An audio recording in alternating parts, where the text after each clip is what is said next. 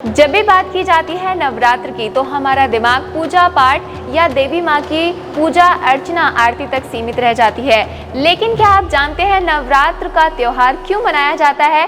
क्या इसकी मान्यता है? नमस्कार, मैं हूँ तेजस्वी।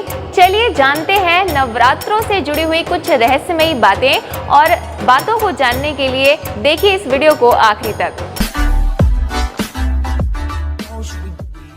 सदियों से हम नवरात्र का त्योहार मनाते आ रहे हैं, व्रत रखते आ रहे हैं। देश के अलग अलग हिस्सों में अलग अलग तरीकों से इस त्योहार को मनाया जाता है। कहीं कुछ लोग पूरी रात गरबा और आरती कर नवरात्र के व्रत रखते हैं, तो वहीं कुछ लोग व्रत और उपवास रख माँ दुर्गा और उनके 9 रूपों की पूजा करते हैं। लेकिन इस नवरात्र के पीछे असल कहानी क्या है, इससे जुड़ी एक पौराणिक कथा है।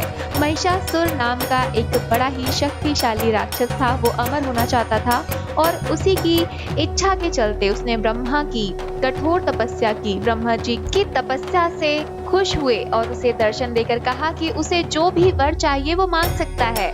महिषासुर ने अपने लिए अमर होने का वरदान मांगा। महिषासुर की ऐसी बात सुनकर ब्रह्मा जी बोले, जो इस संसार में पैदा हुआ है उसकी मौत निश्चित है, इसलिए जीवन और मृत्यु को छोड़कर जो चाहो मांग लो। ऐसा सुनकर महिषासुर ने कहा, ठीक है प्रभु, फिर मुझे ऐसा वरदान दीजिए कि मेरी मृत्यु ना तो किसी देवता या असुर के हाथों हो और ना ही किसी मानव के हाथों, अगर हो तो किसी स्त्री के हाथों हो। महिषासुर की ऐसी बात सुनकर ब्रह्मा जी ने तथास्तु कहा और चले गए। इसके बाद तो महिषासुर राक्षसों का राजा बन गया। उसने देवताओं पर आक्रमण कर दिया। देवता घबरा गए।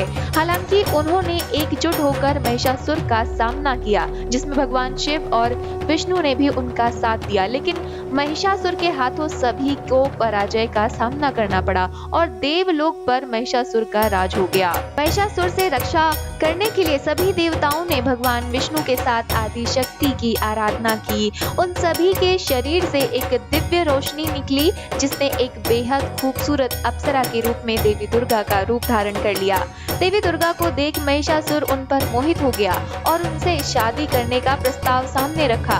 बार बार वो यही कोशिश करता। देवी दुर्गा मान गई, लेकिन एक शर्त पर। उन्होंने कहा महिषासुर को उनसे लड़ाई में जीतना होगा। महिषासुर मान गया और फिर लड़ाई शुरू हो गई, जो 9 दिनों तक चली। 10वें दिन देवी दुर्गा ने महिषासुर का अंत कर दिया और तभी से ये नवरात्रि का पर्व मनाया जाता है। ऐसी ही रहस्यमयी बातों को जानने के लिए देखते रहिए AJSKI 360। नमस्कार।